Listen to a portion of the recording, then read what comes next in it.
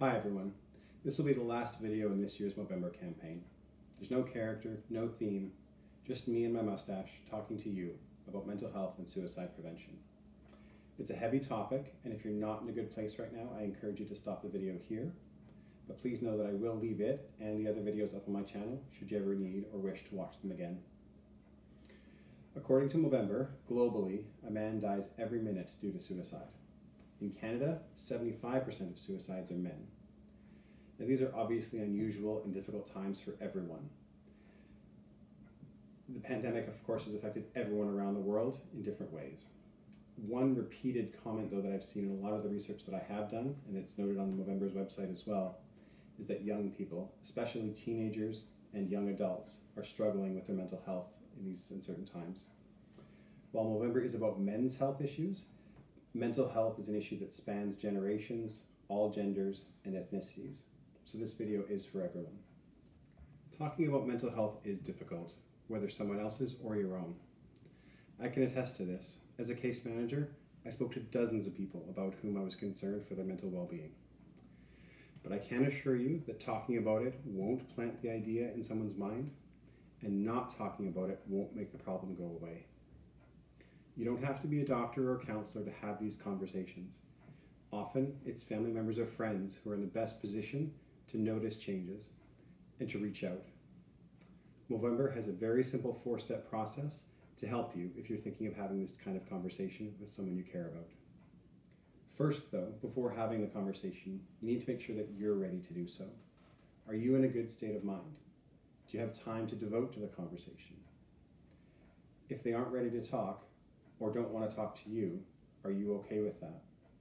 And then lastly, and possibly most importantly, are you prepared for what you might hear in this conversation?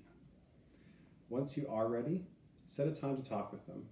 It should be in face-to-face, ideally in person, but of course, in these times that we're living, virtually is the next best option. The first step in the process is ask. You simply need to ask how someone's doing. It may help to note any recent changes in mood or behavior that you've witnessed. And it could be as simple as, you haven't seen yourself lately. Are you feeling all right? They might deflect, or they might say that they don't want to talk about it, and that's their choice. But it's okay, it's absolutely okay to ask again, and be even more specific about other things that you might have seen, and let them know that you're concerned. If they still aren't ready, that's their choice, but let them know that you are still concerned, and you are still available if they'd like to talk about it later. The next step in the process is listen.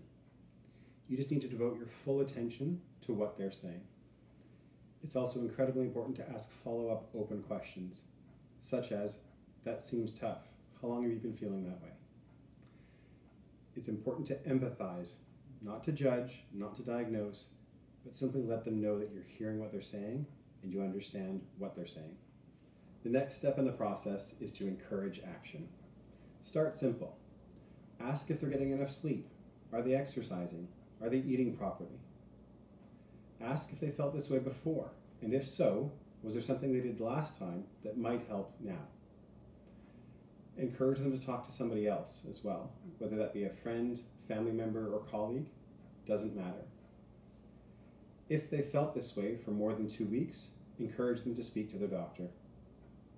You can also give them the Movember website, or headsupguys.org, another foundation that works in association with Movember.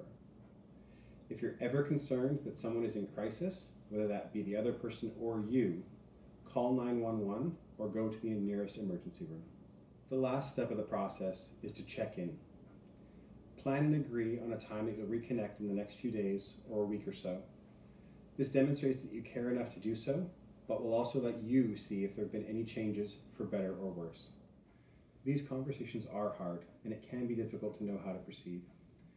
Movember's website has a new resource called Movember Conversations that will help walk you through a step-by-step, more detailed process and give you suggestions for what you can say depending on what you hear.